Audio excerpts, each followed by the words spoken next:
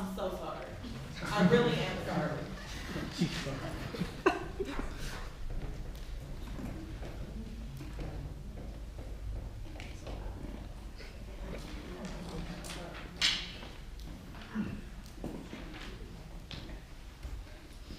All right, I'm ready. So, be honest. How many of you guys have ever been lost before? Raise your hands. Very well. So, you guys can relate to this story, feeling just so many emotions, angry, sad, and anxious. So I would like for you all to kind of come on this journey of Xin Chào Toi La. Hello, my name is Jessica, where I'm going to talk about my experiences being an immigrant in Vietnam for 6 weeks and what that means for me coming back in America. You're probably wondering, like, why was Jessica even in Vietnam in the first place? I received an internship offer to teach financial education to low-income Vietnamese families. So if you know anything about me, you know that I am so excited. I was quick to get on this bus, and I'm getting on the bus, sitting down, really excited, until I got this really terrible, terrible gut feeling in my stomach, and it told me to get off the bus. Step off the bus, look around, and I'm at a school, not at the office. And so cleverly, I walk up to the first person I see, and I say, Xin Chào Toi La, where's Toi Quay Street? And he looks at me, shakes his head and walks off and mumbles something under his breath. I do this 2 times until I realize, yeah, he didn't know English. I didn't know Vietnamese.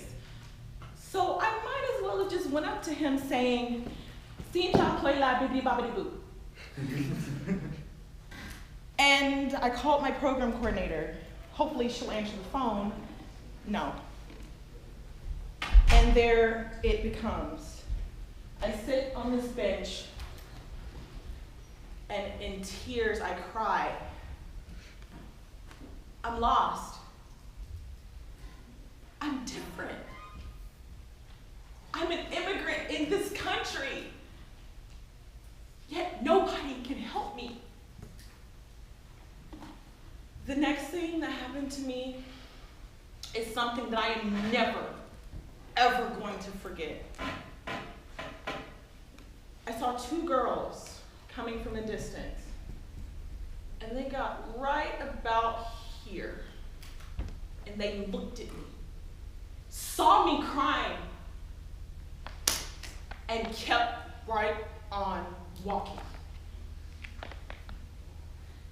I didn't think about it at first. It wasn't until I got home and my program coordinator found me that I had time to think about what happened to me. And I concluded that the way that those 2 girls treated me was the same way that some Americans here treat our legal immigrants. I've been a legal immigrant, and I never want that feeling to happen to anyone. Metaphorically, we walk right up to the professor that doesn't quite have the best English, but he's trying, and we keep walking. We walk right up to the girl that's in our class and is trying to fit into the culture, or the roommate who just doesn't quite fit in, and we keep walking.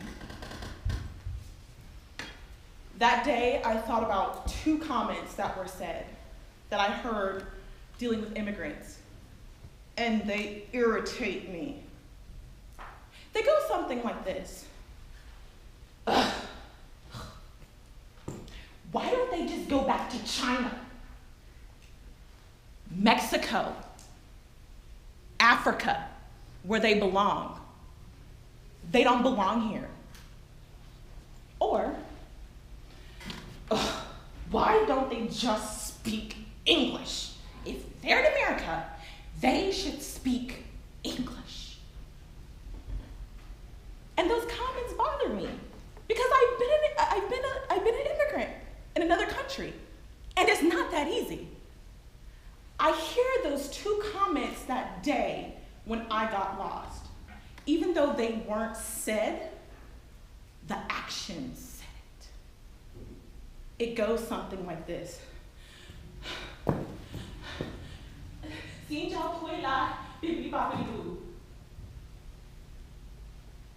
Why doesn't this girl just speak Vietnamese? If she's in Vietnam, she should just speak Vietnamese and she wouldn't have any problems. Oh my God, look at that poor American girl crying.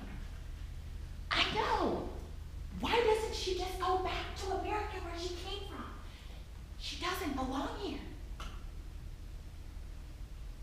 I feel this, and I refuse to treat anyone who's different from me in that way. So it's funny how I went to Vietnam to teach financial education to low-income families in Vietnam, but I came back a strong, powerful woman. A woman that is going to dedicate her career to making sure that immigrants here get the same financial treatment that anybody else. Cross fingers, I will hopefully get this internship offer with the Consumer Finance Protection Bureau, and I'm gonna tell them, put me in charge of the issues related to immigrants, because I get it. I'm not gonna be those two girls. I look at this bench and I see millions of families crying because of the language barrier, because they get taken advantage of, because they can't get banked, so many things. And I say, Xin chào toi la. Hola, ¿cómo te llamo? Je m'appelle Jessica. I was an immigrant. I was lost. But I can help you. That's what I chose to do with being lost. Thank you.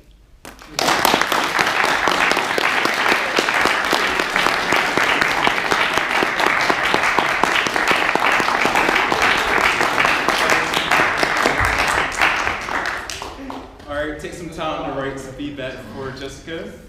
And also her speech was is about vocal variety, so make sure you write about that in your feedback. Oh yeah, and use the back side of the top part of the feedback. Oh yeah. Also, vote for the best speaker for today. That should be at the bottom. We're all speakers in time. Where's the timer? Joseph. We're all the speakers in time. Zack was under time and Austin was over time. All right, so just for Fahim and Jessica. So vote for those two. Wait, how much overtime? There's a 30-second. For Austin, it was 9 minutes. So 2 minutes. No grace in that. I didn't see the timer for the whole first half of my speech. Can you speak anywhere? I did, that was a long talk. Wait, so there's two speakers in time. Yes, only two, Jessica and Fahim.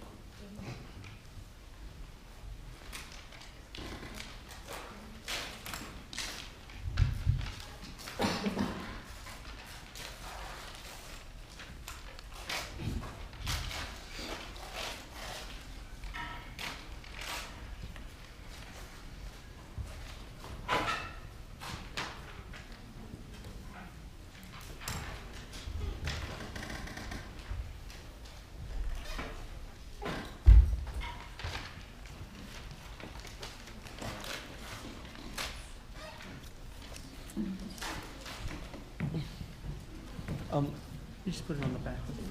Put best speaker on that. Okay, I see it.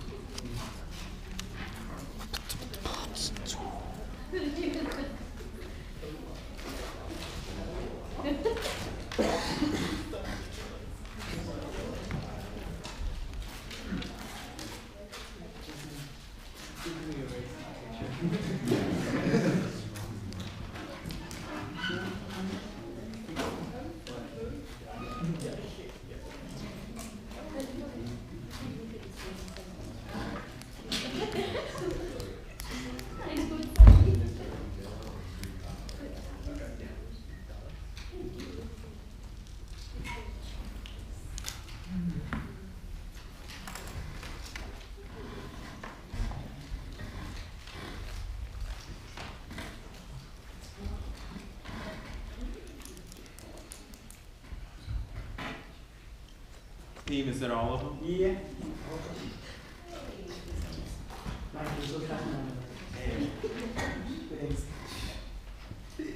All right.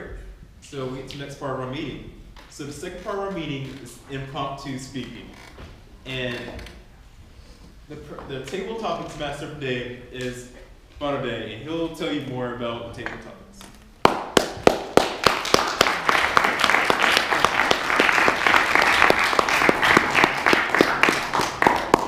Thank you, Mr. Toastmaster. So, table topics is the second section of this meeting. In short, it's impromptu speaking. So typically, I will ask you a question, and you all will come up to the stage and answer it. And the minimum requirement or length of that answer, or your answer, is 1 minute, and the maximum is 2 minutes. And the timer will give green, yellow, and red cards to indicate if you're on time, in the middle between the requirement and overtime. And one more thing, again, don't feel nervous. Anyone could be called. There's a wide variety of experience of speakers in the room, from individuals who've never spoken before to individuals who have spoken many years. So let's get on with it. So January 20th, 2017 was a very important day. It could affect many individuals. That day was World Penguin Awareness Day. But also, more importantly, it was the inauguration of our 45th president. Today, you're going to be the president-elect. You're going to create your own inauguration. Our first question.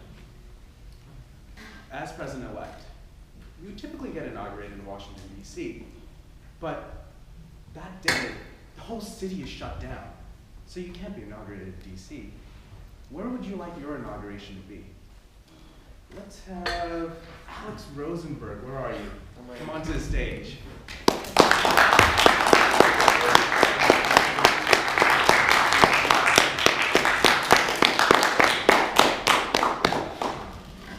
All right, wow, I'm president. That's amazing. Thank you for electing me, if you didn't ask. All right, I'm your president. So, Washington, D.C. is shut down. I would like to give my speech right here in Georgia, particularly Atlanta, because it is a metropolitan area, so more equipped to deal with the crowds. And so that a lot of people can be jammed into the streets, hear what I have to say, but also remind them that this is where I'm from, that I have roots here, that I have friends, family, and close ties to both America as the country and indeed also the region that I'm from, which probably is where I got a lot of my votes from. Again, thank you guys. So yes, there's a lot of reasons why I would choose Atlanta. Probably best to keep my ears closed around Georgia State, especially if I have Austin with me. Be fearful of what he might say. But yes, it's a good place to have a speech. It's a good place, not only as anywhere, but for me, it has a personal touch to it. Thank you.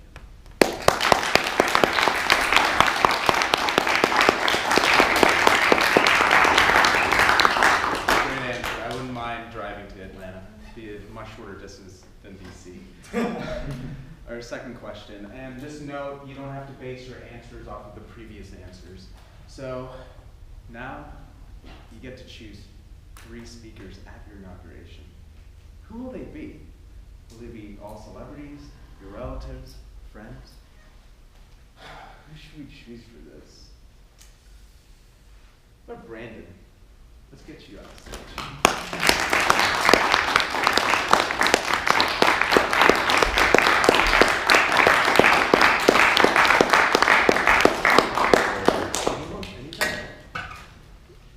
Wow, if I became president, buckle up, it's gonna be wild if I ever get president, just saying.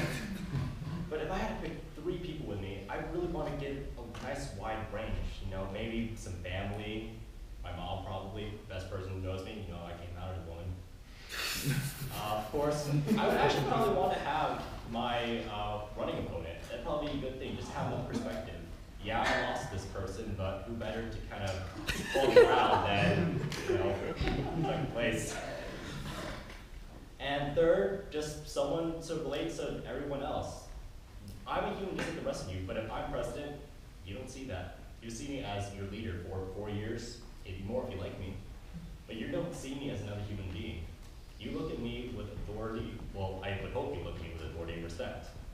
I would like someone human, just a normal person, maybe someone even from this room, just to get up there and just say something about me. Even if you don't know me, even if you don't even know my name, just look at me. Tell me what you see. What do you feel when you just look at me? Do you feel like you can trust me? Do you feel like America made a mistake? I want to know these. I want to know these things. Get your opinions out there, whether it's popular or not. At least that way you know that what you say, what I think, what my opponents think. But if you get a big picture of everything, so I would hope with all that I could be better president for everyone.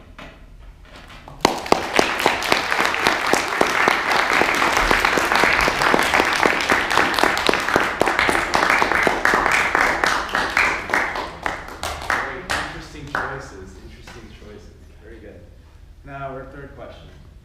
It's your time to enter the stage. How would you enter the stage? How would the stage itself look like? And what song would you use as you get up to the podium? Let's see. What you with the Falcons hat? Great choice by the hat, by the way.